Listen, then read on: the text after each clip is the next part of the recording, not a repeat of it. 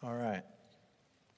We are going to look at Scripture tonight, so you need a Bible close by.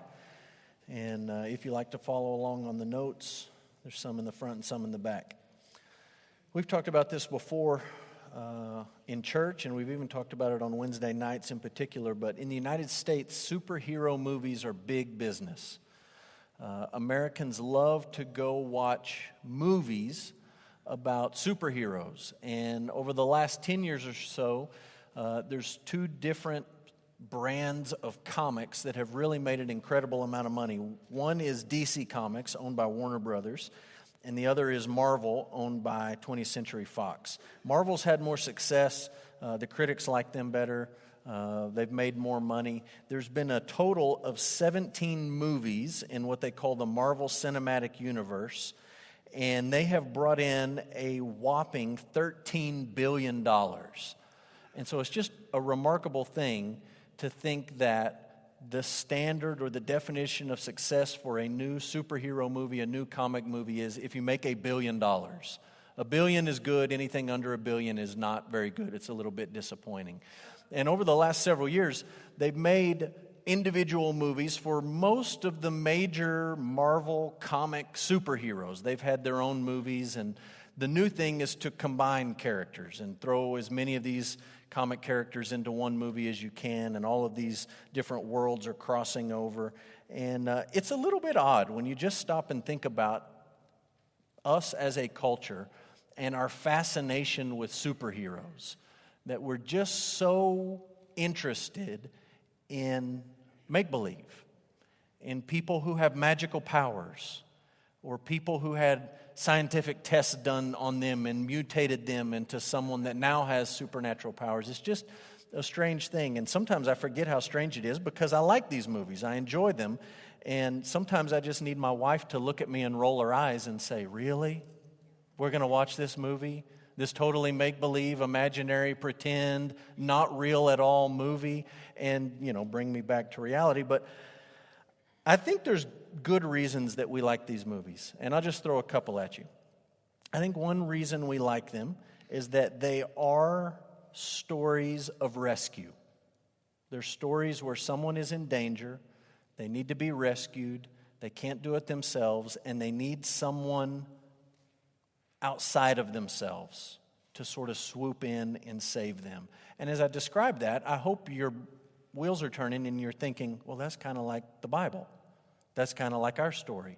We have a problem, we need to be rescued, we can't do it ourselves, and we need someone otherworldly, if you will, to come in and save us. And so I think one reason we like these movies and these stories is they sort of resonate with the story of the gospel. I think there's an otherworldly aspect to these stories that sort of fascinates us. Sometimes life can feel very boring when you just go through the routine of work or school or family or making dinner or doing the dishes, and to sort of escape that for a moment and to think about something that is otherworldly and completely different than your day-to-day experience or your day-to-day existence, I think is exciting for us. And again, I hope you see the parallel there. I hope you think, well, that's kind of why we sing about heaven.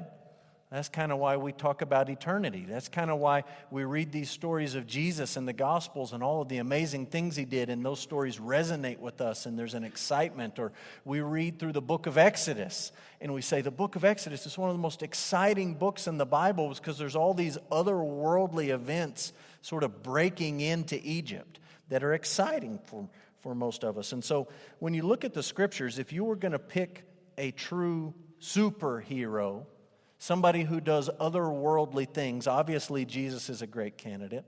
Obviously Moses is a great candidate, and we are going to talk about Moses next week. But Elijah is a pretty good candidate. And if you're fascinated with people who can do superhero type things, here's just a few things that Elijah did. One, he controlled the weather. And there's a painting here of the drought in Israel.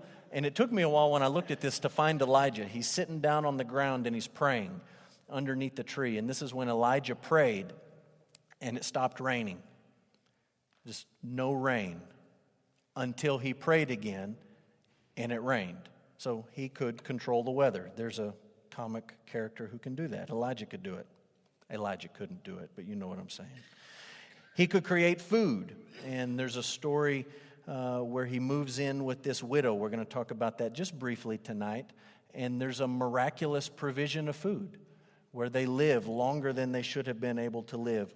He was able to raise the dead. This widow had a son who passed away, and they called Elijah, and he came and he raised this young boy from the dead. You all remember the story where he called down fire from heaven. That's a pretty dramatic scene, and there's all sorts of interesting artistic depictions about what that might have looked like. I have the feeling they all fall way short of what it actually looked like to be there and to see it happen. But he called down fire from heaven. And then for a grand finale, if that's not superhero-ish enough, on his way out, he rode a flaming chariot pulled by flaming horses in the middle of a tornado and went straight to heaven. That's a pretty good way to go out, don't you think? I hear people talk from time to time, well, I want to die in my sleep, or, well, I don't want to die this way, or this would be the worst way to die. I don't know how you top that. That's like the manliest way to leave the earth possible. Say, I'm going to ride a flaming chariot, horses on fire, in a tornado, and I'm just going straight to heaven. I'm not even going to die. So, pretty impressive as a character, as a quote-unquote superhero. But then right in the middle of his story, we're going to focus on this tonight because we're familiar with the other stuff. We remember the miracles. We remember the showdown with the prophets of Baal and all that great stuff. Right in the middle, there's a very human side to Elijah that comes out. A side that when you come to it, you almost think, this can't be the same guy. This has got to be another guy named Elijah whose story just happens to fall here because it seems so out of character. He was a very flawed hero. And I put a quote on your notes. This is from a guy named Paul House, Bible scholar. And I'll just read the quote to begin. He says, a new character enters the story at this point. And he's talking about in the book of 1 Kings when Elijah shows up. A new character enters the story at this point to challenge the spread of Baalism. This individual is not just a prophet, but as time passed, he came to be considered the great prophet. A man who stands as the pattern for other prophets. This man named Elijah appears on the scene without being announced. He prays for a drought that will demonstrate Yahweh's power over Baal, receives divine sustenance, performs miracles. The drought ends only after he wins a telling victory over the prophets of Baal, a victory that should, yet does not, eradicate Baalism in Israel. Despite his prowess, however, Elijah is a very human figure. He can be afraid and he can become discouraged. Elijah is no Superman. Two extraordinary characters oppose Elijah in these accounts, King Ahab and his wife Jezebel. And I skipped a little bit to jump ahead. He says, by the time Elijah is miraculously transported to heaven, Ahab has already been killed. Jezebel will survive another 8 years or so, only to be put to death by the avenging reformer Jehu. The contrast between the deaths of Elijah and his enemies could hardly be any more stark. Elijah, the faithful servant of God, ascends to heaven. Ahab and Jezebel, the sworn enemies of Yahwism and the prophets, die at the hands of their foes. God's word continues unchecked while the wicked receive the consequences of their actions. Baalism will not prevail ultimately. And that comes from a guy named Paul House. So let's jump in and talk about the Old Testament context. I've given you this timeline each and every week. We'll give it to you again. We'll put it up on the screen. Elijah comes in the period that we would call the division. So this is after all the creation, the fall, the flood, the patriarchs, all those early stories in the book of Genesis are past. Everything in the Exodus has already passed. God gave his people the law. He brought them into the promised land through Joshua, or at Joshua's leadership in the conquest. There's this strange period of the judges that we've talked about already, where there's really sort of a vacuum of godly leadership, or you could say a vacuum of any kind of leadership. And then comes the monarchy. And it's first established under Saul, and then the throne passes to David, and then it passes to Solomon. And then after Solomon, we'll talk about this in a minute, the kingdom divides in half. It's just split into two. Jeroboam takes part, Rehoboam takes the other part, and that's where Elijah falls into this story. And so let's just put the Yeah, those are the verses we're going to look at. Put the next one up for me. Let's jump ahead. I know the names are small, and I don't intend for you to be able to read them. You can find this picture online really easy if you just Google Kings of Israel and Judah. This will come up. Up at the top, you see Saul, and then we go to David, and then we go to Solomon. All those guys are in blue. Those are the first kings. Everything's united under their leadership. Then we come down and we split to Jeroboam and Rehoboam. And we'll put a circle around those two guys that sort of go sideways. So you see, this is where we split. Jeroboam takes the northern kingdom of Israel. And so all those names in the pink on the left are kings of Israel. Rehoboam takes the kingdom of Judah. He falls under David's line. And all those names on the right, the green names, are all the different kings of Judah. Judah hangs on a little bit longer, so there's a few kings at the end when Israel's already been taken into exile. But you get down a little bit lower and you can see where Ahab is. Ahab is the seventh king of Israel. The seventh king. All of the kings of Israel are wicked. They all follow in the pattern of Jeroboam the first, who sets these idols up for the people to worship. And Ahab comes as number 7 in that line. So just on your notes, let's look at these verses or reference them. 1 Kings 11, we won't read that. That's the story of Solomon. Everything's going great. I think in a couple of weeks, Corey's going to teach on Solomon, so he'll tell us how great things were. And then eventually they just totally go off the tracks. Everything just goes off the deep end. And his heir is a guy named Rehoboam.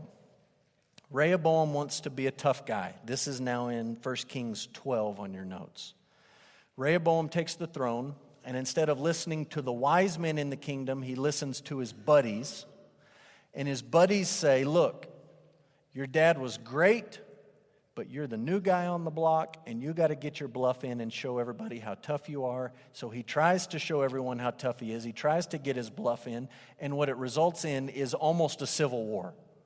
Because most of the kingdom says, no way, Jose, we're not following you. We don't want anything to do with you. And they're actually about to fight until the Lord intervenes and says, no, we're not going to have civil war at this point. You guys go your way, and Rehoboam will get to hang on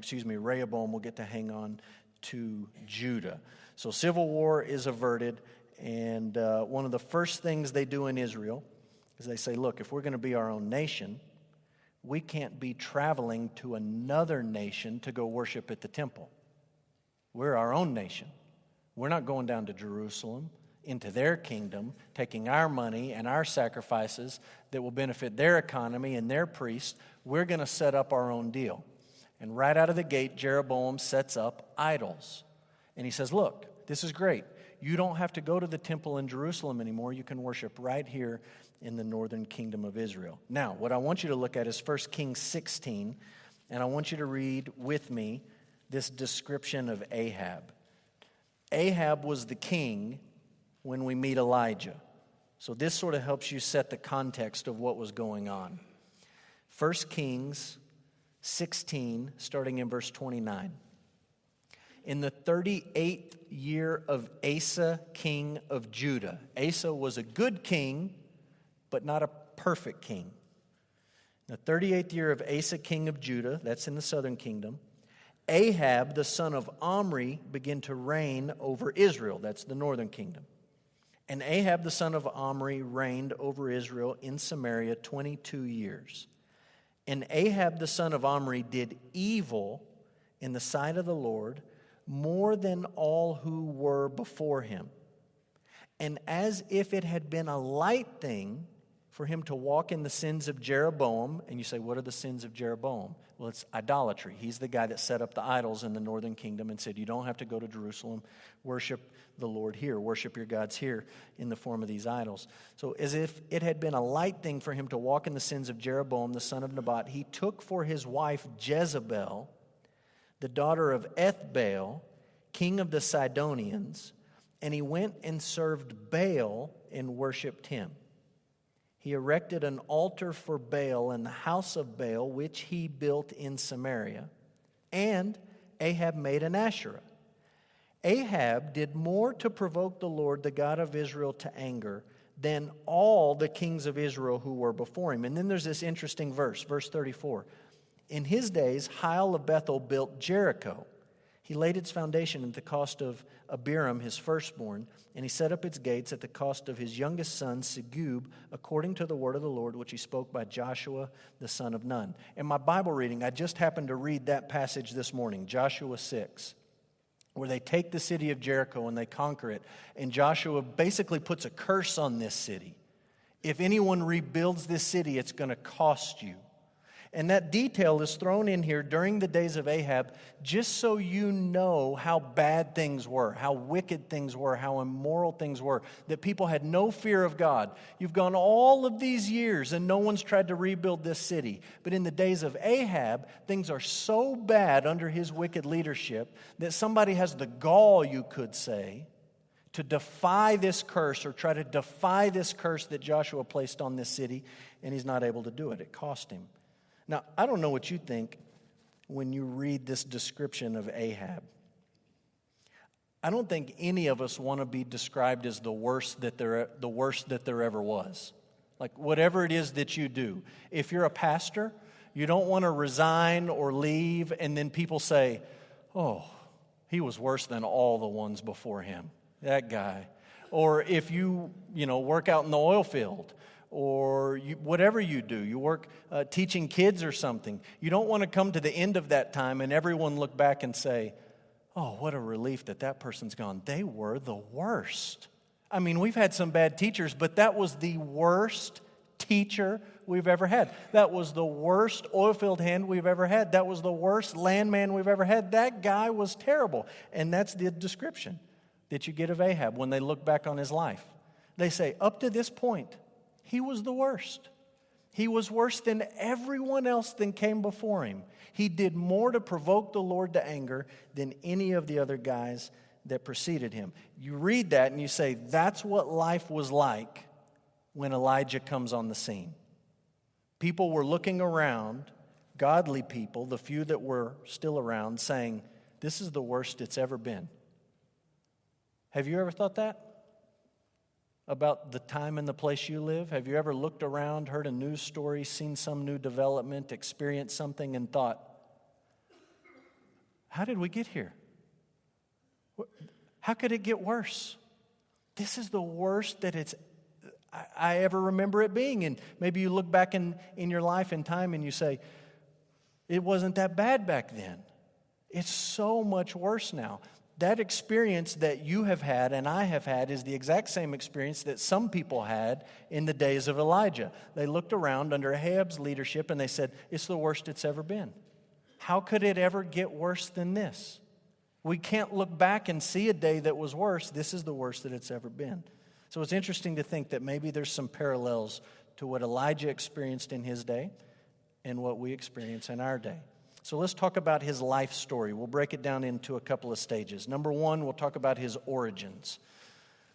And there's really just one verse to read. 1 Kings 17:1. It says, Elijah the Tishbite of Tishbe in Gilead said to Ahab. And he just jumps in and all of a sudden this guy's talking.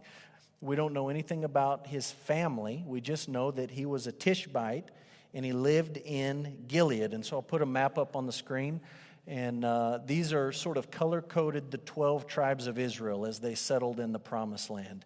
Down at the bottom, you can see the Dead Sea, and you can follow the Jordan River right up through the middle between the yellow and the purple, and you can go up to the Sea of Galilee.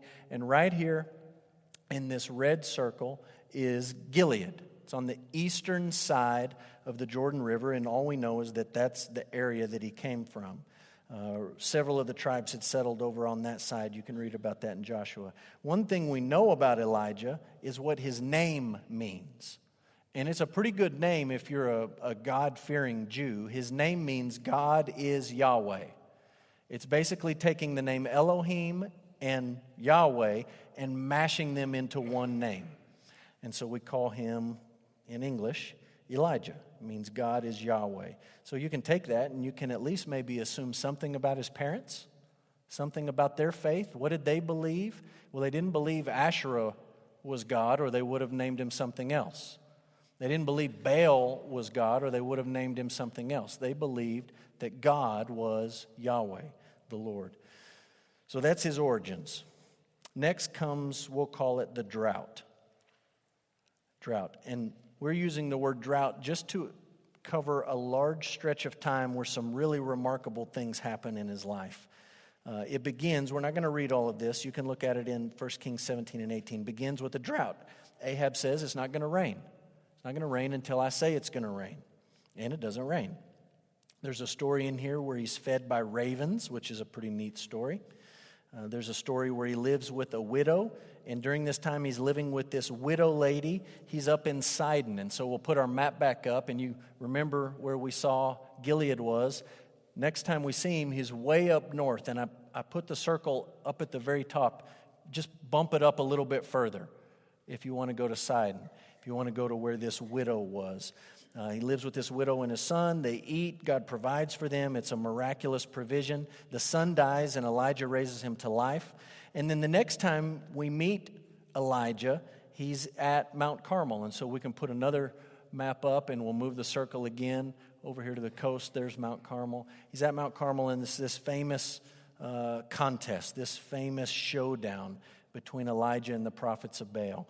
And there's 450 prophets of Baal, and there's 400 prophets of Asherah, and they have the back and forth. And you've read the story. You remember the story. It's in 1 Kings 18. They cut themselves. They dance. They make noise. They try to do everything they can do to get their god or their gods to call down fire, and nothing happens. And you read this haunting verse that says no one pays attention. No one listened. There was no one there to hear or to see all the things that they were doing. And it's a striking parallel where you say, these worshipers of Baal and Asherah, they could see their idols, but the idols couldn't see them. They could reach out and touch their idols, but there was really no one there to listen. And you see the contrast with Elijah, who worships the Lord, who's spirit. And you can't see him. You can't box him in. You can't pinpoint him anywhere. But he hears. And he sees everything that's going on. The idols see nothing, but the Lord sees and he hears and he sends this fire down. And then we sort of leave this out of most of our discussions about Elijah. We certainly leave it out when we're teaching down in the preschool inn, maybe for good reason. But he rounds up all those prophets and he executes them all. He slaughters them all. And I always read that part of the story and I wondered, how did he do that? How does one guy round up all those people and put them all to death? And there's really not a whole lot of detail in there to explain that. But he rounds these prophets up and he puts them all to death. And then it rains after 3 years and about 6 months. He prays at the end of chapter 18 and it rains again. All of that we'll just call the drought. Okay? Next is a stage of his life that we'll call refugee. And this is what I want us to read. Elijah the refugee. Look at 1 Kings 19. We're going to read a couple of paragraphs here. 1 Kings 19. Ahab told Jezebel all that Elijah had done and how he had killed all the prophets with the sword. Then Jezebel sent a messenger to Elijah, saying, "So may the gods do to me and more also if I do not make your life as the life of one of them by this time tomorrow." Remember, this is the guy who just stared down the prophets of Baal in a contest and called fire from heaven. This is the guy who, after the contest was won, rounded up 850 people and put them to death.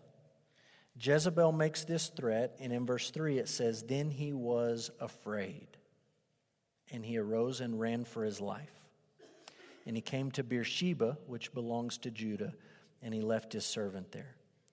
But he himself went a day's journey into the wilderness, and he came and sat down under a broom tree, and he asked," this is a guy who prays, and it happens. He prays that it would stop raining, and it stops raining. He prays that fire would fall out of heaven, and it falls out of heaven. He sits under this broom tree, and he asked that he might die, saying, "It's enough now. O Lord, take away my life, for I am no better than my fathers." And he lay down and slept under a broom tree. And behold, an angel touched him and said to him, "Arise and eat." He looked, behold, there was at his head a cake baked on hot stones and a jar of water. He ate and drank and lay down again.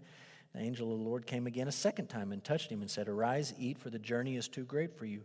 And he arose, he ate and drank, and he went in the strength of that food 40 days and 40 nights. There's something to add to our superhero list. To Horeb, the mountain of God. There he came to a cave, and he lodged in it. And behold, the word of the Lord came to him, and he said, "What are you doing here, Elijah?" He said, "I have been very jealous for the Lord, the God of hosts.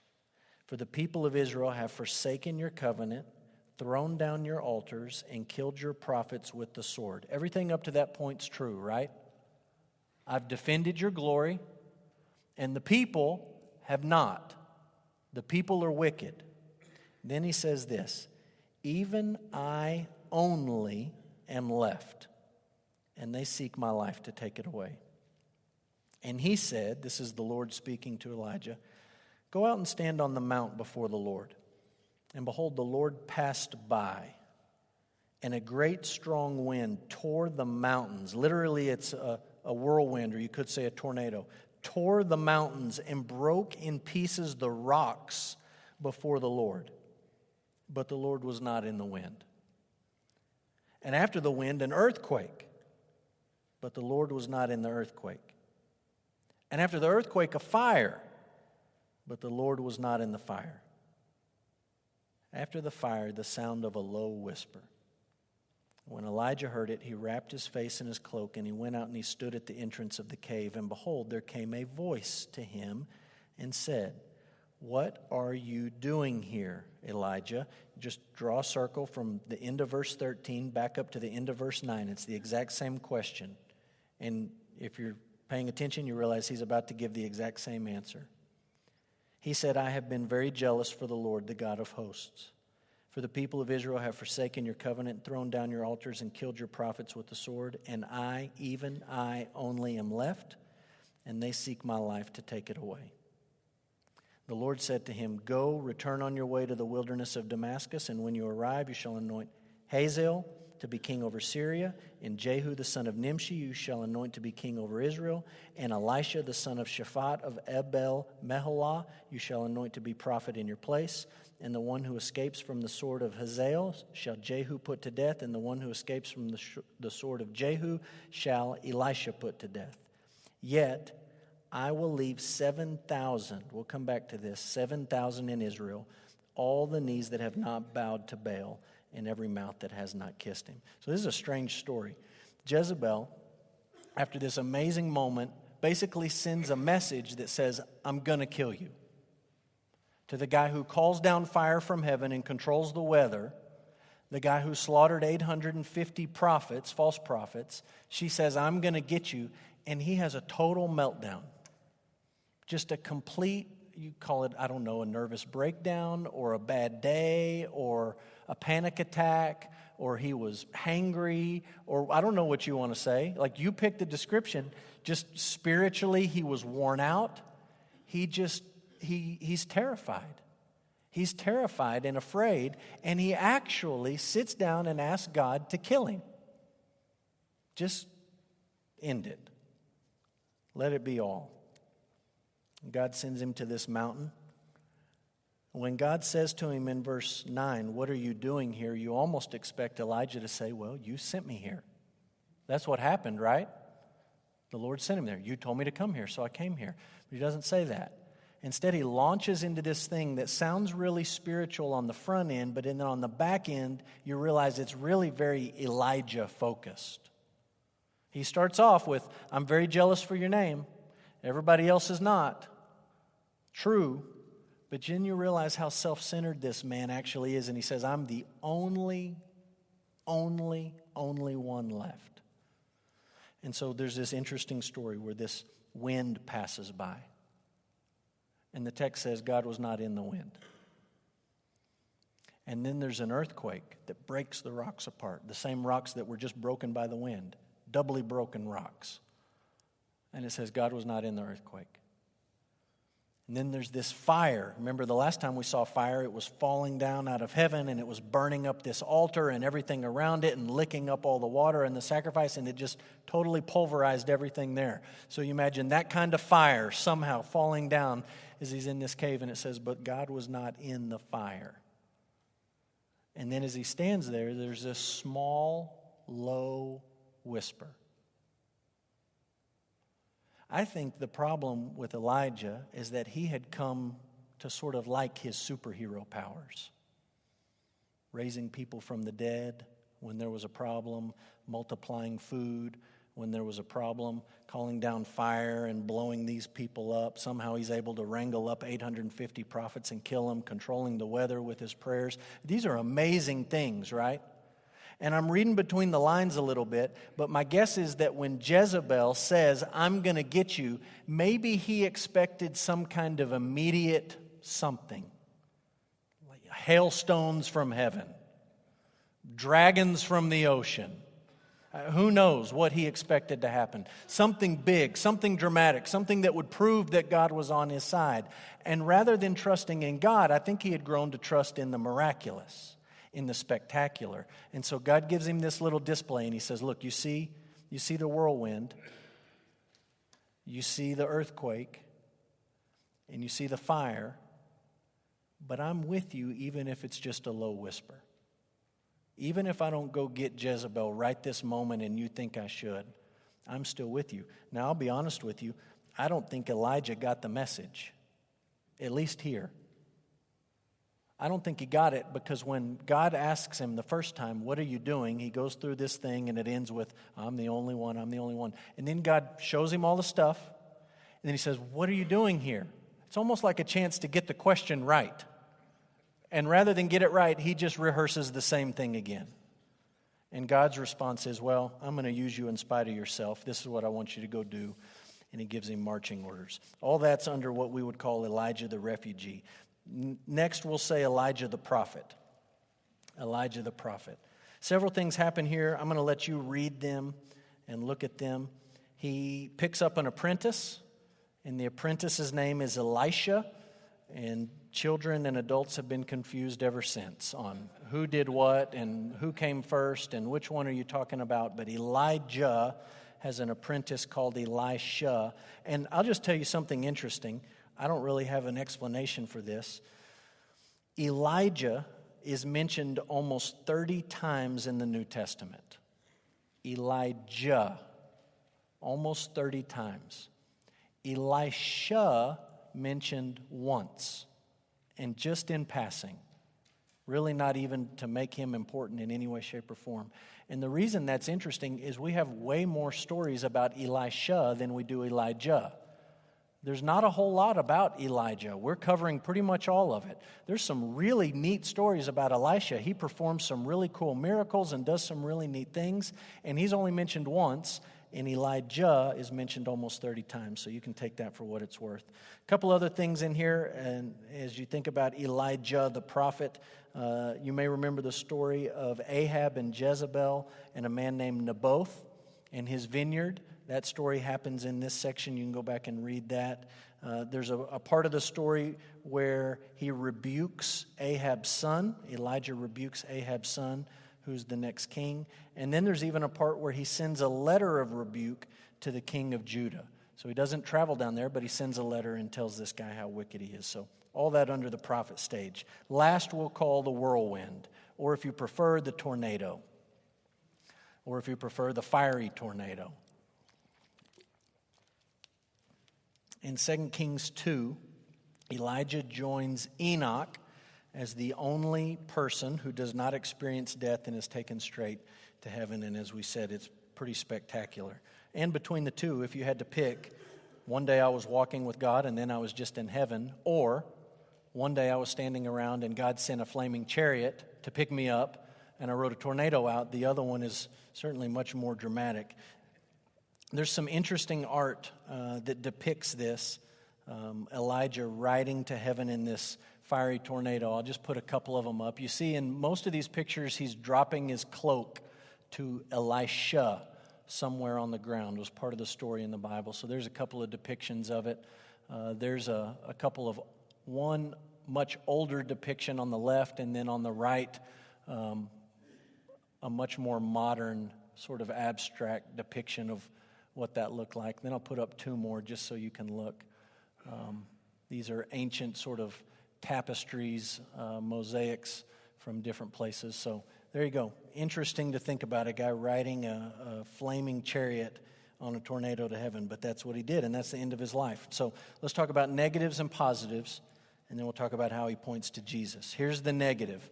In the aftermath of a courageous victory, Elijah succumbed to fear and even despair. Fear and despair. He just had a meltdown. We talked through that passage and what happened there, so we won't rehash that, but he just totally has a meltdown. Here's something sort of interesting. Take your Bible and flip over to Romans 11.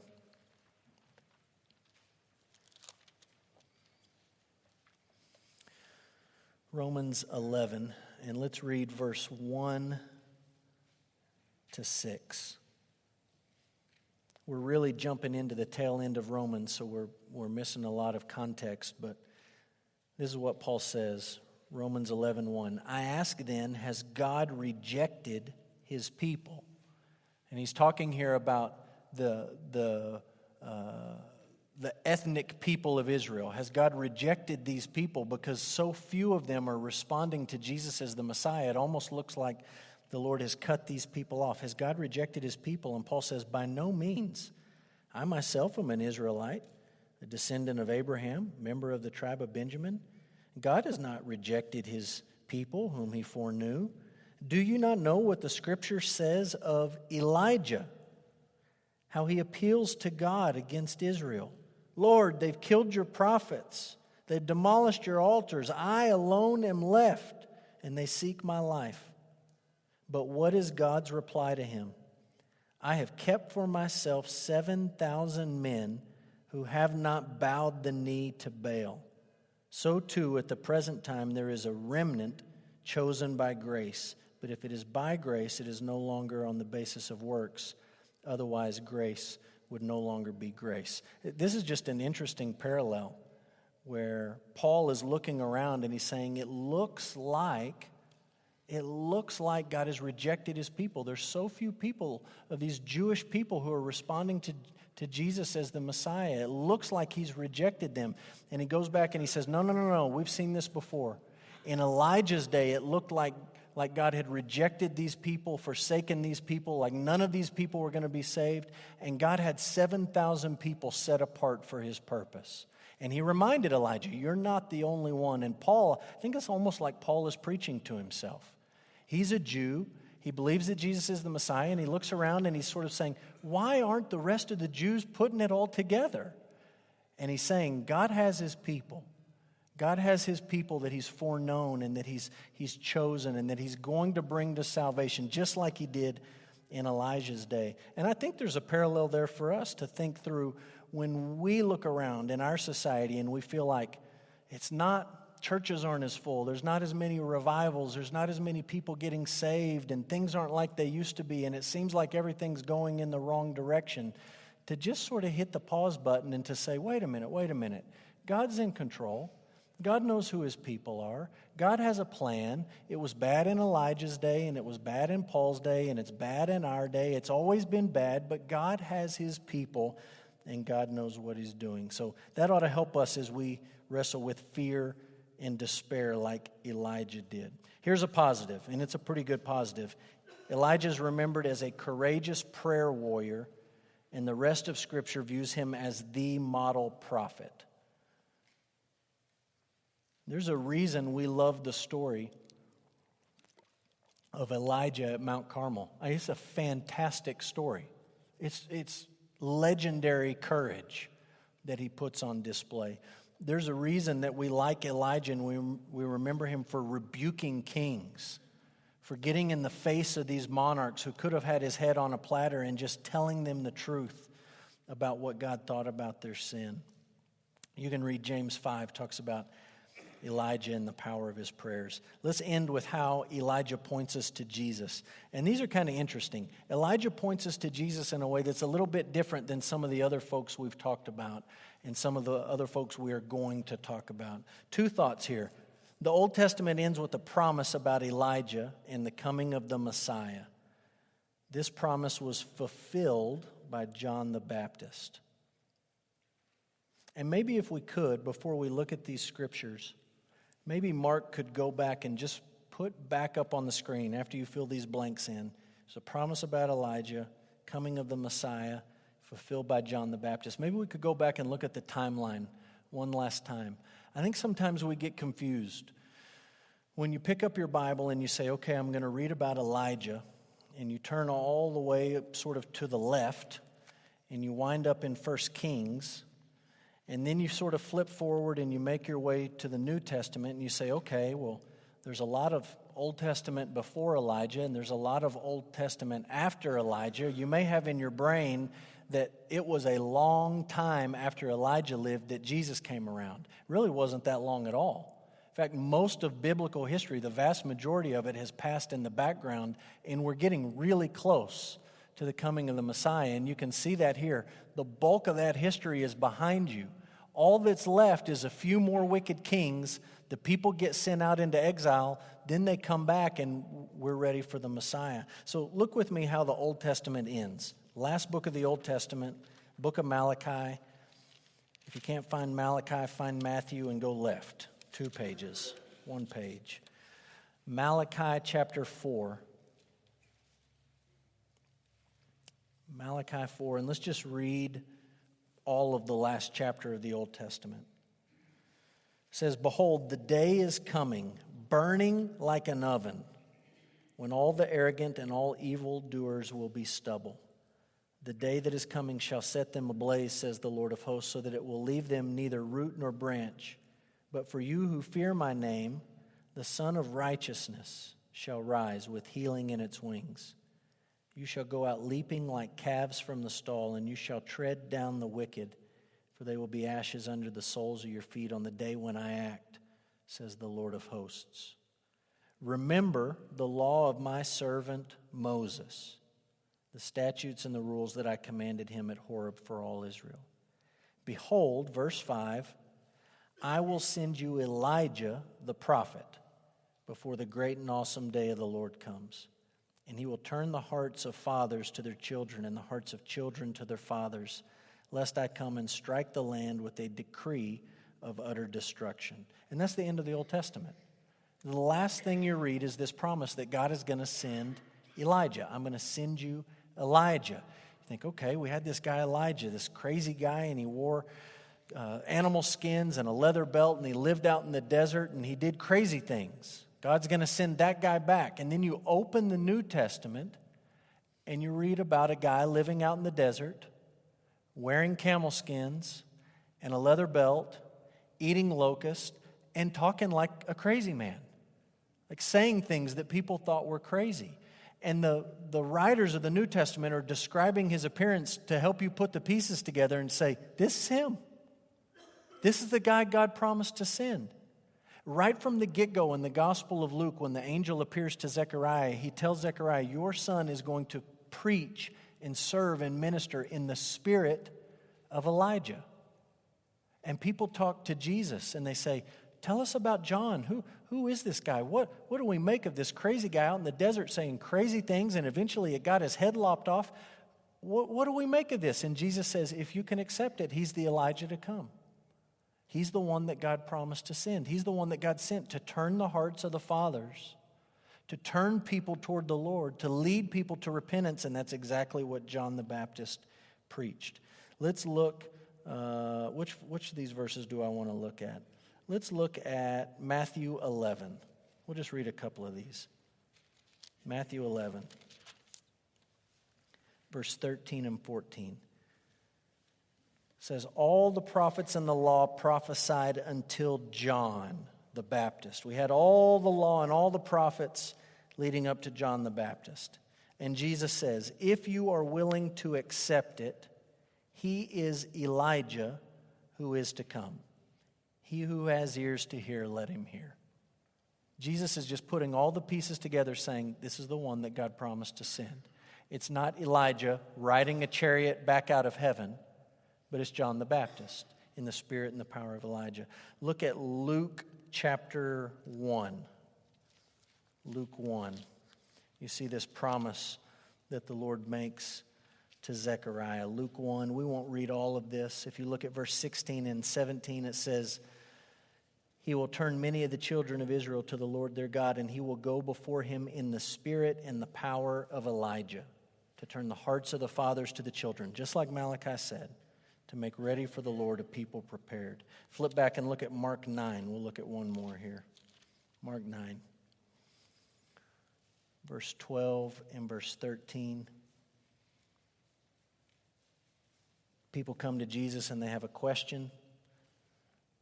The question is, why do the scribes say that Elijah must come? Verse 12, Jesus said to them, Elijah does come first to restore all things. And now it is written, the Son of Man, how it is written, the Son of Man, that he should suffer many things and be treated with contempt.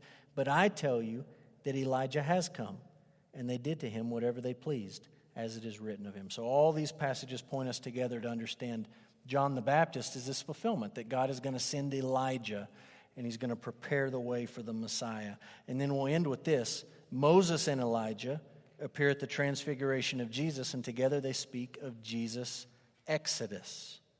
His exodus. Flip over to Luke chapter 9. Luke 9. We read Malachi 4, and the book ends, the Old Testament ends saying, remember Moses, remember the law, remember Elijah, God's going to send Elijah. And then we come to Luke 9, and this is what we read starting in verse 28. About 8 days after these sayings, he took with him Peter and John and James, and he went up on the mountain to pray.